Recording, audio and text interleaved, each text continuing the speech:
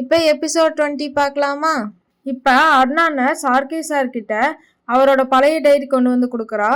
அப்போ RK sir அந்த பழைய டைரி ஓப்பன் பண்ணி பார்க்கும்போது 1987 நடந்ததை பற்றி யோசிச்சு பார்க்குறாரு. இப்போ காரில் ஒருத்தர் கத்தி குத்தோட வந்து இறங்குறாரு. உடனே ஆர்கே சார் அவரை பார்த்ததும் வீட்டுக்குள்ளே கூட்டிகிட்டு போய் ட்ரீட்மெண்ட் கொடுக்குறாரு.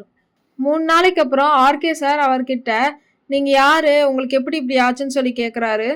அதுக்கு அவர், நான் ஒரு பிஸ்னஸ் மேன், எனக்கு எதிரிங்க எங்கேருந்து வேணால் இருக்கலாம், பிஸ்னஸ்லேயும் இருக்கலாம், குடும்பத்துலேயும் இருக்கலாம், ஏன் நண்பனாக கூட இருக்கலாம் அப்படின்னு சொல்லி சொல்கிறாரு. சரி, நீங்கள் உங்களை பற்றி சொல்லுங்கள் அப்படின்னு சொல்லி கேட்குறாரு. அதுக்கு ஆர்கே சார், நான் பெரிய கனவோடு இருக்கிற சாதாரண ஆள் அப்படின்னு சொல்லி சொல்கிறாரு.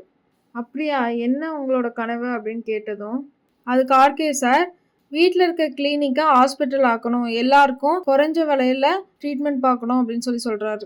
அதுக்கு அந்த பிஸ்னஸ் மேன், என்ன மாதிரி ஒரு பிஸ்னஸ் மேனை பக்கத்தில் வச்சுட்டு குறைஞ்ச விலையில் தரீங்களா அப்படின்னு சொல்லி சிரிக்கிறாரு. இனி ஒவ்வொரு எபிசோடும் லைனாக வந்துக்கிட்டே இருக்கும். நம்ம சேனலுக்கு லைக் பண்ணி சப்போர்ட் பண்ணுங்கள்.